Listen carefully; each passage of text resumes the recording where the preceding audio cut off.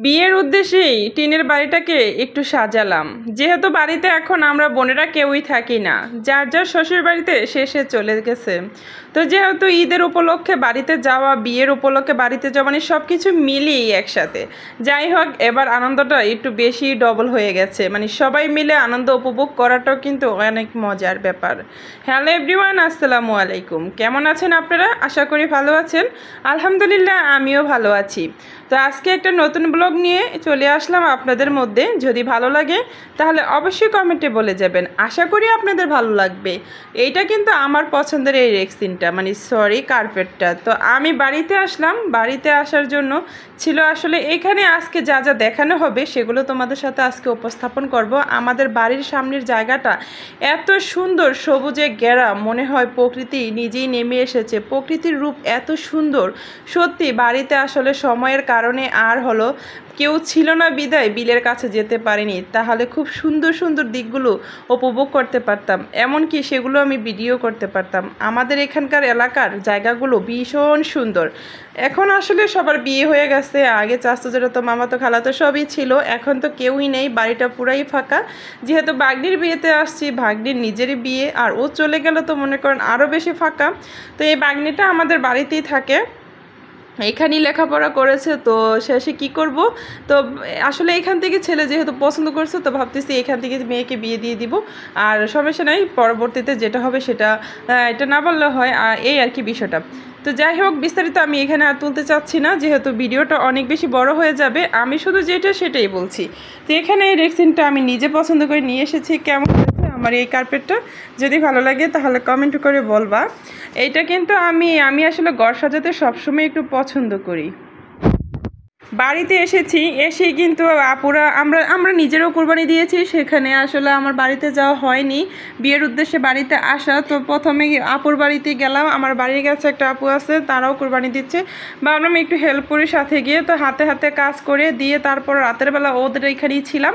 সকালবেলা নিজের বাড়িতে আসছি, আসার পরে বাড়িঘর সব কিছু ঝেড়ে মুছে পরিষ্কার করেছি। মানে দুই দিন অন্তত লেগেছে ঘর দুয়ার, মানে আশেপাশে সব কিছু পরিষ্কার করা। আগে যখন আমি বাড়িতে ছিলাম তখন আমার বাড়িটাকে আমি যতই হোক টিনের ঘর আর যতই মানে ছোট হোক বা যেমন, আমি কিন্তু সবসময় পরিষ্কার পরিচ্ছন্ন থাকতেও পছন্দ করি, করে রাখতেও পছন্দ করি। আমার ভালো লাগে এভাবেই, আমার অপরিষ্কার একদমই ভালো লাগে না।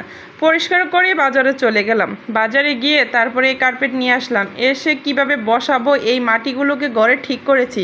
ইঁদুরের কারখানা হয়ে গেছে এখানে। তো যাই হোক, সবগুলোকে আগে মিহি করে সুন্দর করে ঠিক করে তারপর নিচে একটা কার্পেট ছিল, সেটার ওপর দিয়ে এই কার্পেটটাকে বিছিয়ে তারপরে এই দেখো ফিনিশিংটা অনেক সুন্দর আসছে। আর আমি কিন্তু এই টিনের মধ্যে রং করেছি, ভাবলাম যেহেতু টিনগুলো পুরনো হয়ে গেছে, আমার বাবাও নেই, তাহলে একটু সুন্দর দেখানোর জন্য আমি কিন্তু টিনের মধ্যে আমার নিজের হাতেই রং করেছি। অনেক সুন্দর হয়েছে রুমটা। আমি ওই রুমেও করেছি, মানে আমাদের 3টা রুম, এই 3টা রুমের মধ্যে 2টা রুমের মধ্যে রং করেছি। অনেক সুন্দর হয়েছে, এখন ঘরটা আগের তুলনায় একটু নতুন নতুন লাগে।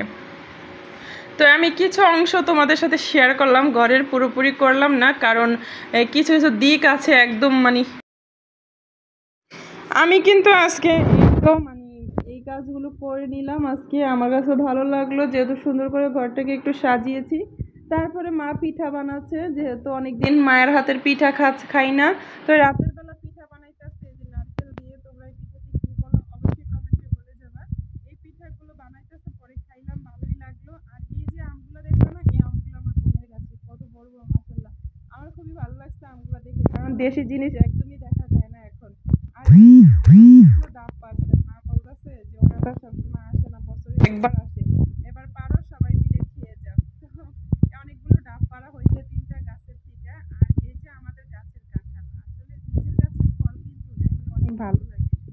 আর এই যে আমাদের বাড়ির পরিবেশটা, এই বাড়ির পরিবেশটা আগে অনেক বেশি সুন্দর ছিল। আগে যখন আমরা চাচাতো বোনেরা ছিলাম তখন কিন্তু পুরো উঠানটা একদম মাঠের মতো ছিল, অনেক পরিষ্কার পরিচ্ছন্ন খোলামেলা ছিল। সবাই কিন্তু মানে আমাদের বাড়িতে যারাই আসতো মেহমান সবাই পছন্দ করতো। আর এখন সব চাচি জেঠিরা একসাথে থাকে, তো মানে এমন অবস্থা করে ফেলছে, মানে কি বলবো আর কি। এই তো যা যতটুকু হলো দেখতেই পাচ্ছ। তো এই তো বিকেলবেলা বৃষ্টি হলো, আমি একটু মাঠে গেলাম। মানে আমাদের বাড়ির সামনের জায়গাটা কিন্তু ভীষণ সুন্দর, আমি একটু হাঁটাহাঁটি করতেছিলাম বৃষ্টির মধ্যে, খুবই ভালো লাগছে। তো কেমন লাগছে আমার ভিডিওটা তোমাদের কাছে? যদি ভালো লাগে অবশ্যই বলবা কিন্তু। আর সবাই সাপোর্ট করবা, ভালোবাসা দিয়ে পাশে থাকবা। আমিও সবসময় তোমাদের জন্য আছি। আজকে এ পর্যন্তই। আল্লাহ হাফেজ।